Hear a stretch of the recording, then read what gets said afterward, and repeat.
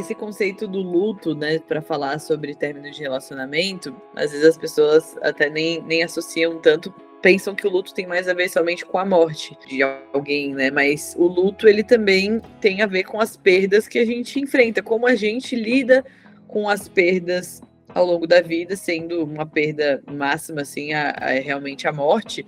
Mas um término de um relacionamento, ele não deixa de ser a morte de sonhos, de planos, de objetivos, de tudo que aquele casal tinha, de planos mesmo para o futuro, do que eles tinham construído juntos. Então, existe uma parte de você que realmente morre naquele momento de término. E quanto maior era o compromisso, maior era o vínculo, quanto mais tempo essa relação tinha, enfim, mais difícil tende a ser esse processo de luto.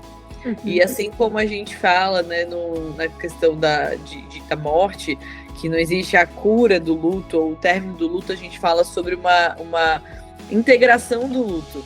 E isso em relação a um término também precisa acontecer, né? Precisa haver tem esse primeiro momento em que muitas vezes a pessoa fica em negação do que aconteceu, né? Se foi um término que ela não quis, que foi o outro que decidiu, muitas vezes a pessoa se vê nesse momento de negar e de pensar que talvez tenha volta, mesmo que o outro já tenha dito que não tem, de pensar, não é bem assim, a gente vai conseguir retomar, a gente vai conseguir passar por isso, e muitas vezes realmente é um ponto final que o outro está colocando. Então, depois de passar por esse momento da negação, precisa chegar em um momento de aceitação. Não tem como a gente se curar de uma dor como de um término sem aceitar que realmente acabou, que a história acabou, não que não possa, né, tem algumas histórias que às vezes tem volta, mas nesse primeiro momento, para que a pessoa possa se curar, que ela possa sair desse lugar de sofrimento tão profundo, ela vai ter que aceitar que essa história chegou ao fim, seja por vontade própria ou não, para que a partir disso a pessoa possa começar a retomar a própria vida aos poucos. E existe, né, muitas coisas que a gente pode fazer para que esse processo de luto ele seja mais leve, e muitas coisas que as pessoas fazem que pode tornar essa fase muito mais pesada e muito mais demorado para que a pessoa volte para o seu estado de equilíbrio, né?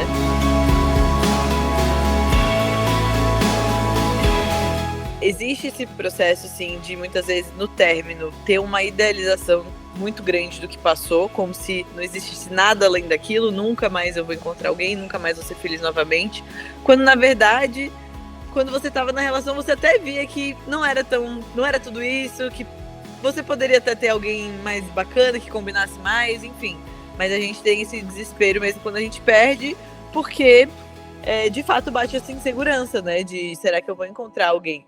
Mas é necessário a gente aceitar aquilo que aconteceu, olhar para a relação com realidade. Tinham muitas coisas boas e outras coisas que talvez não eram tão boas, mas a questão é que a partir de agora eu vou precisar me abrir para outras possibilidades, e inclusive de estar só também. É importante saber estar só nesse processo de término, né? Porque muitas vezes as pessoas ficam ali e se sentem, nem resolveram muito aquela relação que acabou de terminar, já se envolvem em uma outra relação, e aí tem as mágoas que não foram bem resolvidas, e aí eu deposito sobre essa outra pessoa expectativas que ela não vai conseguir muitas vezes suprir, ou então até tô numa relação indisponível emocionalmente porque ainda tô ligado ao passado. Então é muito comum ter esse tipo de situação também nos términos, que não é saudável nem para a pessoa, nem para o outro que ela está se relacionando.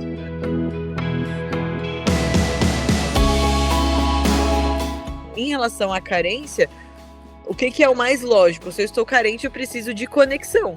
Agora, conexão com um parceiro amoroso não é uma coisa que eu consigo estar lá e acontecer. E também ter alguma coisa ali que é aquela coisa de momento, talvez não vai ser saudável, como a gente estava falando, nem para você nem para o outro.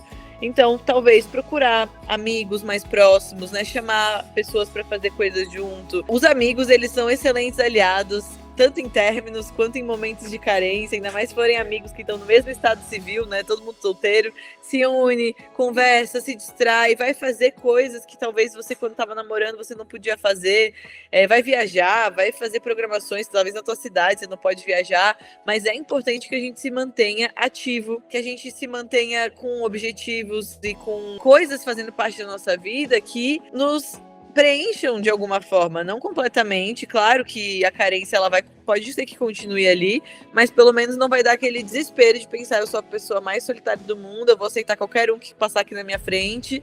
E aí são escolhas que depois a pessoa pode vir a se arrepender, né? É aquela coisa, tem gente que fala, mas eu gosto de sofrer. Tem gente que gosta da sofrência. Agora, ela não é saudável, não vai te levar para um lugar bom. Uma coisa, Elana, mas um dia fiz isso com uma amiga, tá? Mas assim, se sempre a tua estratégia é fazer coisas que te deixam mais triste, com certeza isso vai ter prejuízos aí no longo prazo.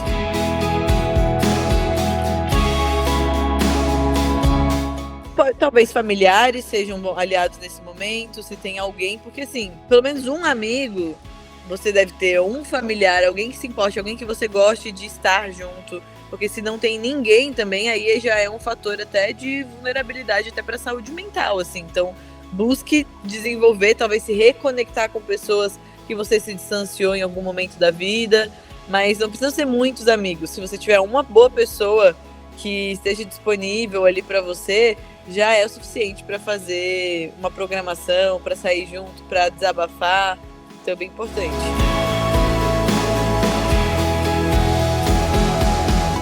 Então, eu não gosto de colocar regras, porque cada caso é um caso, cada relação é de um jeito. Eu já vi casais que terminaram numa boa e continuaram amigos. Posso pessoalmente achar estranho? Posso, mas assim, pode ser que funcione. Então a gente tem que se perceber e entender. Isso me faz mal? Ter este contato, conversar ainda com essa pessoa me faz mal? Se não faz mal, se tá tudo bem, se para as duas partes está muito bem resolvido, o que significa esse contato? Porque tem isso também, às vezes uma parte ainda queria estar junto.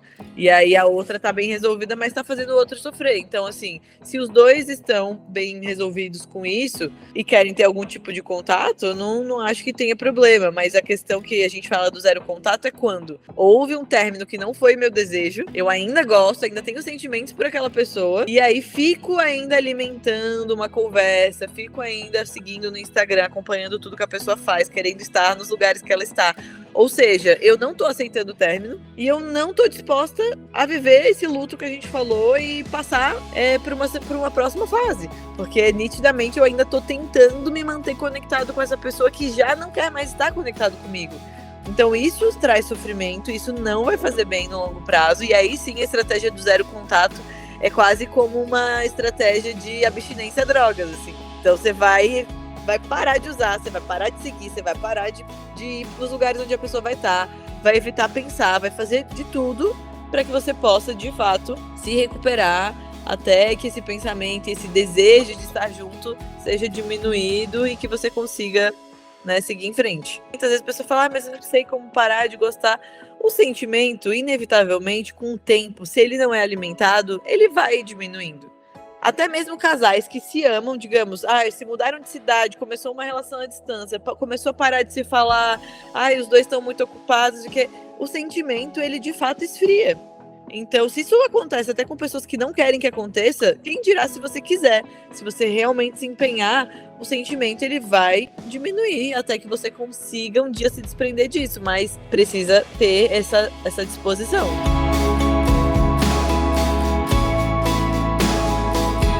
À noite, o dormir, né, ele é um momento em que, primeiro, todos os estímulos do nosso dia a dia, eles diminuem. Então, a gente tá um pouco mais propenso a pensar, a refletir, a se conectar com nossos sentimentos. Porque durante o dia, você vai trabalhar, você faz isso, fala com um, fala com outro, então a gente tá mais distraído. De fato, à noite é um momento que a gente fica mais introspectivo, principalmente o momento de dormir, é o momento mais introspectivo do dia, onde você bota a cabeça no travesseiro e aí você tá sozinha com seus pensamentos, suas emoções, então é natural que nesse momento você se lembre. Às vezes você esqueceu durante o dia, aí você vai de noite e tal, vai tomar um banho, deita, você tá ali, putz, lembrei que a pessoa existe, aí começa a ter esses sentimentos. E a carência, até pensando assim, desde criança, né? A gente também fica carente na hora de dormir, que a gente queria nossos pais. Então essa figura de apego, é natural que a gente queira nesses momentos em que a gente se sente mais vulnerável. O dormir, né, envolve muito essa questão de me sentir segura para dormir. O nosso cortisol tem que estar abaixo para a gente conseguir dormir, então tem muitas coisas. Então, se eu tô estressada, se eu tô com saudade de alguém, se eu tô me sentindo insegura, vai ser mais difícil até de eu dormir. E aí pode ser realmente que seja um momento do dia que as pessoas acabem sofrendo um pouquinho mais. Então tem que ficar atento a isso, até para não acabar descontando em outras coisas, né? Treinar a tolerância ao desconforto é uma técnica da terapia comportamental dialética que eu gosto muito de citar. Porque a gente não quer nunca sentir nada de ruim, né? Eu não quero... eu tô ansiosa, o que eu posso tomar? Me dá um remédio. Eu tô sentindo triste também, o que eu posso fazer? Uma técnica rápida para passar minha emoção ruim em 5 segundos. Não existe isso, a gente vai sentir. Talvez você vai ter que chegar de noite e você vai saber que vai dar aquele aperto no peito, que vai sentir uma carência, mas são esses momentos e essa conexão com emoções difíceis que fazem com que a gente amadureça. São momentos como esse que você pode, por exemplo, usar para escrever sobre o que você está sentindo mesmo, para processar aquela emoção que durante o dia às vezes é tão fácil de tapar com a peneira ali. Então, eu diria justamente isso, eu tenho que tolerar esse desconforto de me sentir só, porque agora não tem nada que eu possa fazer para isso, ou pelo menos as coisas que eu poderia fazer não estão coerentes com os meus objetivos, com os meus valores, então eu vou deixar passar sabendo que eu não vou morrer de carência, que essa angústia, esse aperto no peito é muito ruim, mas ela passa, eu vou dormir, amanhã eu vou acordar, amanhã é um novo dia, então tentar ser o mais racional possível e o mais tolerante a esse desconforto possível. Quanto mais a gente consegue tolerar essas emoções difíceis, mais madura a gente fica, assim, mais resilientes mesmo, porque aí nada mais te para, é tipo, pra mim é o hack da vida, assim, é você, tipo, saber tolerar as suas emoções sem recorrer a estratégias que são ruins no longo prazo, que é gastar dinheiro compulsivamente, comer compulsivamente, engajar em relacionamentos que não vão ser saudáveis depois, enfim, uma série de coisas que a gente acaba fazendo que aliviam momentaneamente, mas trazem mais angústia a longo prazo. Outras pessoas podem, eu prefiro falando com alguém, então de repente a terapia é um ambiente onde é seguro e tem um profissional que vai te ajudar a processar essas emoções, conversar com alguém. A questão é que nem sempre aquele amigo ou vai estar ali disponível eternamente para ficar ouvindo, é até cansativo, né? Então, ter um diário, processar escrevendo é uma coisa que depende só de você e que vai te trazer um certo alívio já.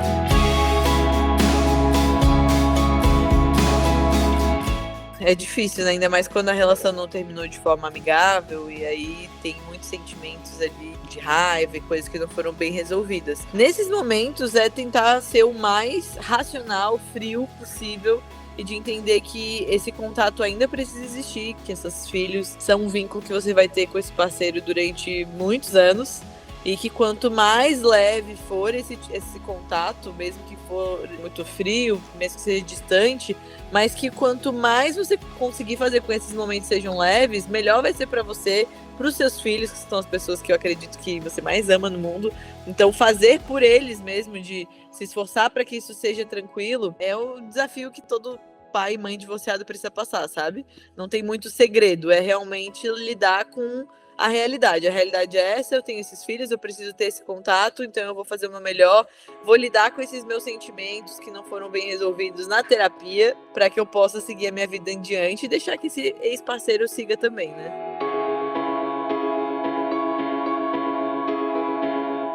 As pessoas falam às vezes assim, por exemplo, depois da maternidade, né? Como se reencontrar com o seu eu antigo. Não tem mais aquela eu que eu era antes, agora eu sou uma outra pessoa, mas eu vou me reencontrar comigo agora sendo mãe. E a mesma coisa, alguém que terminou um relacionamento. Você mudou muito, dependendo de relacionamentos que foram muito longos, você mudou, seu círculo de amigos mudou, talvez você até os seus gostos, você começou a gostar de coisas que você não gostava antes. Então, é difícil porque esse novo eu tá muito vinculado com aquela pessoa, mas encontrar esse novo eu pós-término é muito importante, de entender assim, o que eu levo dessa relação que foi legal, que foi bacana, que eu quero manter. Talvez sejam pessoas que você quer manter ainda na sua vida, sejam hobbies, coisas que você passou a desenvolver, ou vão ter outras coisas que não, isso fazia parte do meu eu nesse relacionamento e eu não vou levar adiante porque não faz sentido sem aquela pessoa, sem essa relação. Então eu vou me despedir daquilo, daí vai ter mais lutos, né? Às vezes tem o luto até da família, né? Nossa, eu amava tanto aquela sogra, aquela pessoa e tal. E infelizmente, a gente vai precisar se despedir de algumas coisas. mas não precisa se despedir de todas elas. Eu acho que se reencontrar nesse novo momento é realmente a chave, assim, para conseguir sair desse lugar. Tem coisas, talvez, que você acabou mudando mais pelo outro do que por você mesma, né? Então é um momento também de começar a avaliar. Talvez, eu me afastei de pessoas porque às vezes aquele parceiro não gostava. Então fazer esse filtro geral, assim, olhar, o que agora eu sozinha, o que eu quero realmente, o que eu não quero realmente, e continuar construindo esse seu eu, porque a gente vai construindo pro resto da vida, né? E aí vem pessoas que vão fazendo parte de pontos específicos da nossa história, sejam amizades, sejam namoros, só que não necessariamente vão até o fim com a gente. O nosso eu continua. Então eu preciso continuar comigo, trilhando essa jornada e me despedindo de coisas que talvez não vão fazer mais sentido depois dessa relação.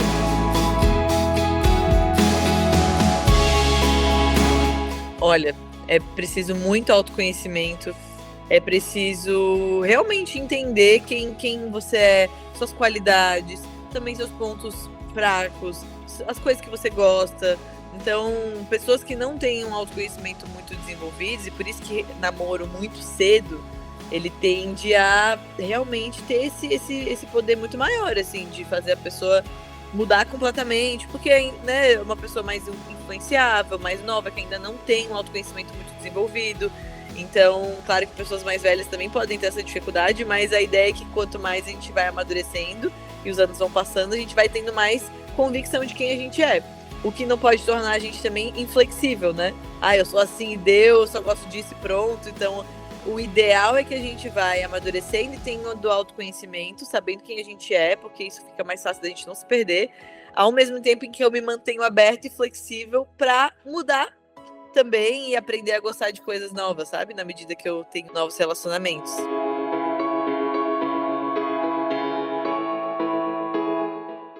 Olha, não tem uma regra disso aí na psicologia, tá? Mas o ideal é que você, primeiro, sinta que realmente você resolveu as coisas que tinham que ser resolvidas da relação anterior.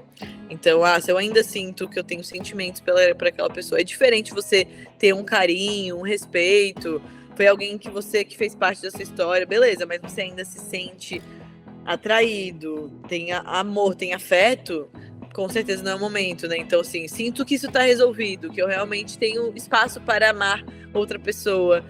Sinto que eu perdoei, que eu resolvi as coisas que eu precisava resolver, aprendi o que eu tinha que ter aprendido com aquela relação. Porque às vezes aquela relação terminou por uma série de erros que vocês dois juntos ali não funcionou. Então, se você não aprende com os erros, não só do outro, mas os seus também. Então, por isso que ter uma conversa de término, ouvir, porque tudo sempre tem dois lados, né? A maioria das vezes nunca é culpa de um ou de outro. Então, aprender mesmo. O que foi que eu fiz naquela relação que contribui para aquele término? E aprender para que isso não se reproduza num próximo relacionamento. Então, ter essa bagagenzinha de aprendizados, ter esse sentimento já bem resolvido, isso são coisas que já te indicam que você possa estar aberto para se apaixonar de novo e ter um relacionamento novo.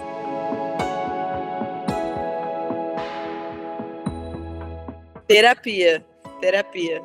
Então, assim, comecei a perceber, nossa, a pessoa tá me falando a mesma coisa. Ciclos que ficam se repetindo, precisam de uma atenção especial, e a terapia é um lugar onde você vai conseguir entender quais são as minhas crenças que estão influenciando nisso, quais são os comportamentos meus que desencadeiam esse comportamento no outro, e por que, né, eu aceito as mesmas coisas. Então, aí vai visitar a tua história, vai entender tudo isso e te ajudar a ter um novo repertório de comportamentos e de habilidades para lidar com tudo isso.